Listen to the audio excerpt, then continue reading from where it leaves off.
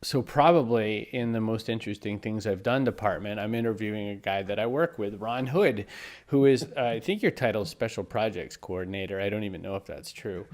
But what you really do is pretty much everything that Rob and I don't do and aren't good at doing.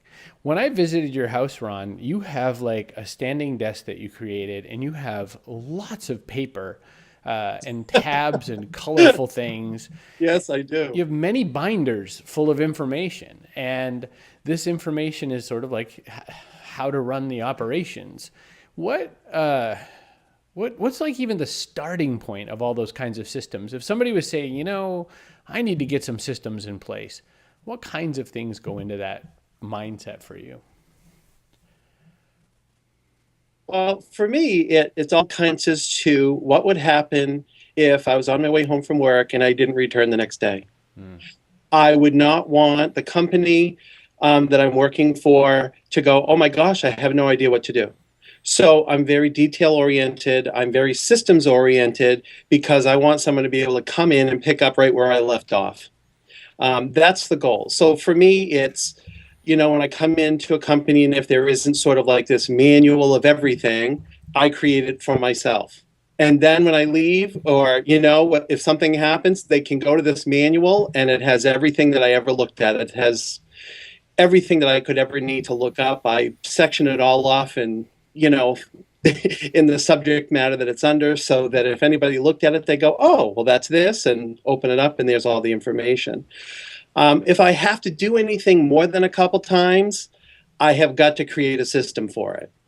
Whether that's automating something or, I use TextExpander an awful lot in my everyday work. If I'm doing something and I know I'm just going to put this one little blurb in a lot of emails around some personal stuff, I create a TextExpander and I just boom, go.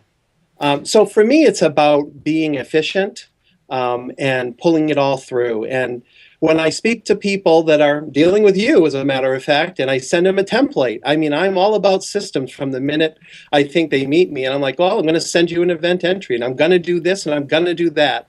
And I just build it from there so that everybody knows where we are, everybody knows what to expect, and all the information is there. And along the way, I mean, all of these systems always get better and better. And what's fun about it is that, as I live through things that don't go right, most often, by way of somebody else's mistake, never yours. It's always this thing that gets added to the system. So, for instance, someone might say to me, "Wow, Ron is very thorough."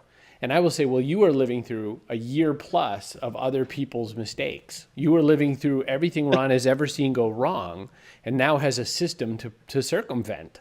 In that process, I wonder, like, does it ever feel like too much? Like, is our systems just too heavy, or is it the way you'd prefer it to be? Well, it's sort of my mindset, so I don't see it as heavy. I'll see it as a challenge, maybe like, oh, I got to do this, but I'm not really sure how I'm going to do it. And then I'll just keep collecting information. I'm sort of a marketer at heart in the sense of I try to keep my mind's open about how often this is happening. I may not be actually writing it down or keeping track, but in my head, I'm going, okay, this is being a repetitive thing. This is something I got to watch out for. There's lots of little signs along the way. And there are many times I write to people and go, I know this is probably a dumb question, but I need to ask this. And, they'll give me the response and everything else will seem to make sense just from that. And then, there's been many times when I've been working with people where they say, can I use what you just sent me? Because it makes no sense for me to recreate it. And Right. I say, obviously, I send and share because that's the way you should do things and that's the way you should operate, so that everybody is doing everything they should be doing and everything goes smoothly. So there are times when I have this feeling that you chew up a lot of cycles doing something in a system way that I feel like, can't he just get it done? Can he just do a one off just this once? And it's because you're disciplined in a way that I am Yes. not. And what would happen? I mean, why don't you? Why don't you just throw all the caution to the wind and screw it and just, figure it all out?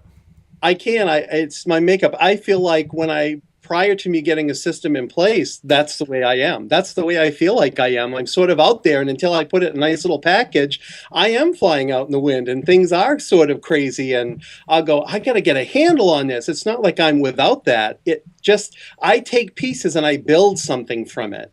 And that makes it better for everybody down the road. The initial phase of that may be, what is he doing? But I think over the course of time, it's, oh, this does work out pretty well. And if it doesn't, then I switch it. I very rarely just switch things midstream. I'm just not one of those people. I kind of let it go along and see what happens. And then I'm just honest with people. Hey, I'm trying this out. I got to see if this is going to work. What's your feedback? I mean, it's all about that whole relationship piece for me and making it all work for everybody. Sometimes I'm the one everything funnels through, so I have to do that to make everybody happy in their own little world. So Well, that's the way I look at it. That's sort of a follow-on question to that is, I mean, I am the least easy to work with person I can imagine. I'm not mean, but I am scatterbrained and I have a lot of things going at any one time. And there are things that come up. And what I used to do a lot more, and I try to be so conscious of it now, is when you schedule something, that might be hours of work. And I might have just on a whim said, I don't want to do that today, or I'm just not feeling it, or I have a stomach ache or something. And that was like 4 hours of Ron Hood that just went in the toilet. And I try to be really cognizant of that now. At the mercy or the risk of, my, divulging stuff about me, I guess. What are some of the worst? I mean, I think there's horrendous stories that you must have had to deal with, from my side. And I'm going to ask you a question about the customer side too. What from my side is something that, what systems have you had to build around me to save me from myself? How's that for a question? Well, I think that, a lot of it for me, when I first started working for you, was actually building the system that you can find that you can trust. And working through, our relationship via online in the sense of you trusting what's in your calendar. And we had some bumps in the road in those early days of what you like to see and what I think should be there. And what I thought should be there isn't always what you need to see. And so I think, going through those waters, is a learning experience on both sides. And, the things that I just like the most, I think, are, cancellations 5 minutes prior, those type of things where I just can't even save the day in 5 minutes. But, most people understand life happens and things happen and you just keep moving on. That's all. Yeah. And I like I said, I've tried really hard to change that. It's funny. I'm looking at one of your calendar entries for me. It was for an interview I had to do. And what I love is just how much has come of it, and I can see there was this presumption that used to happen where you would think I would remember everything that anyone had ever said to me, such that you'd say, well, Debbie's calling you today. And I'd be, great. Debbie who? And you'd be like, oh, and you didn't mention her last name, and I'd say, nope, still nothing. And then you'd have to go find the email. So now you've totally bypassed that. It says from initial email, and then it goes through the whole thing, and then it has the call details, and then there's this whole contact area, which also says, please note, phone number should be a cell phone that Chris can call you, because we've had that countless times in the past where we couldn't reach the hooligan trying to interview me, and I just find it's fun that it's come along. I had a question. I wrote something into the book that says you should review your systems maybe once a month, maybe once every 2 months. And of course, sometimes it has to be sooner than that if we note a problem in a system. How do you go back to the systems that are kind of in stone for you? I mean, is anything ever in stone, or do you have a process for that? Oh, I don't think anything's ever in stone. The most possible thing is what's that saying? You can count on is change, and that's just the way life. It's going to change from every moment. I think I have a system perfect, and then someone brings something else in, and I'm like, oh man, okay, I got to alter it. But I don't alter it right away. Like I said before, I just sort of, how often does this happen? And that might be my one write-off that I give myself. But when it happens repetitively, then I need to build something else around it. And then, to keep myself together, I do a daily sheet. That that's important in my life. I have the same sheet and it has everything I got to do. I use it in case I'm having a dummy day when my mind's not working, but I have to work. And it's everything I got to do in the course of a day. Who I got to, like for your calendar, for existence, the day before, I send a note to everybody confirming the appointment and I make sure that I sent the confirmation and I haven't forgotten something. Right. And then I have on that daily sheet, I have lists of notes that I take. So if I'm running against, a system change, I make a note of it. Doesn't mean I stop everything I'm doing and make the change, but I make a note that this is something I need to look into. So I have, current items, future items, short-term goal, long-term goal. I mean, I have everything just situated, and then I move it forward as I need it. I cross them off if I get it done, and then move them forward for the next time. Once a month, I check in with my operations manual for any changes. Say you have, something new in your world, I'm noting it in that book. So I just sort of keep a list, and then I have things on my calendar that pop up every month that I have to follow up on, or every week if that's the case. Yeah. So you've mentioned Text Expander that I also mentioned a little bit in the book. We also, for our email platform as well as our CRM, we use Infusionsoft. yeah. Would it work better or worse with this kind of technology? Like, what's your take on using technology to kind of make things faster, better, stronger? Well, I love Infusionsoft. I mean, it's a lot to learn and it's a lot to do, but it's a great program, and I'm finding that it makes my life a whole lot easier. And I just love to see the new programs and the new things and see if it can work for me. I mean, we've tried some project management software that just didn't work for all of us or what have you. But I took Infusionsoft, which, and I built it in to be an event planner. I mean, I created my custom fields to totally have everything from the contract, the invoices, right through to, is the hotel booked? I have built it all around, the whole program so that everything that I have for a client is there. So it's pretty easy in that sense that if I wasn't around and you said, geez, I wonder if Ron did this, you just click in there and I've got a note there. You can find the report or whatever. You can find it. Yeah, it's pretty easy. That's pretty cool. So I like all the different technology and finding new uses, and everything can integrate better these days anyway.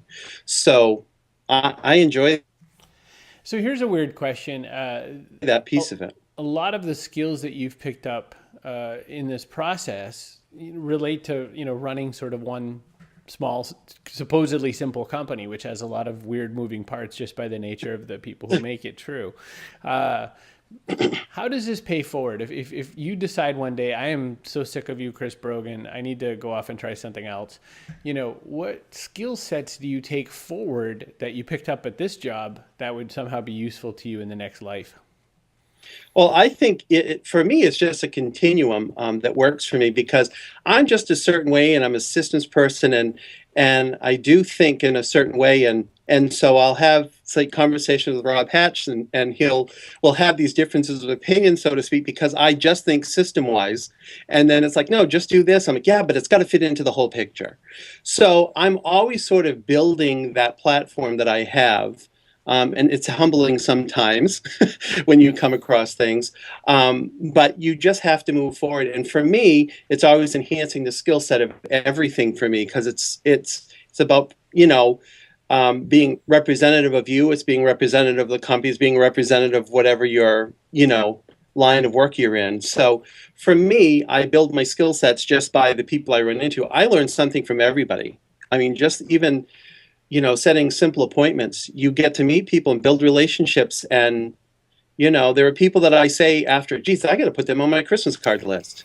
I mean, it's just because it becomes more. So my skill set, just keeps developing. And there are people that I talk with who say, I need a Ron Hood. And to me, that's the biggest compliment that I can ever get. I think everyone needs a Ron Hood. I just don't want them to take mine. When you said that about, putting people on your Christmas list, I have no doubt that, people watching this or hearing it or reading it are thinking, oh, but they're also probably thinking, Wow, that's interesting because a systems person could be seen as sort of cold or robotic or anything. What you're saying is I'm a systems guy and I love people to death and I'm a very loving guy. So you're kind of breaking a stereotype that systems aren't for robots. I'm talking to a lot of creative people in this particular project, and they're the kind of people who think systems are a bad idea. And what I'm arguing is you might feel that, but it turns out the more you practice with them, you'll have a better experience. What do you say to those kinds of humans? Oh, I just think that, it's sort of different strokes for different folks, but I think we all make the bigger picture better. I mean, as you know, you've been to my home, you've been in my Pez room, I collect Pez, and, I can be looked at as a freak. But if no one knows I collected these Pez, I'm just a regular Joe.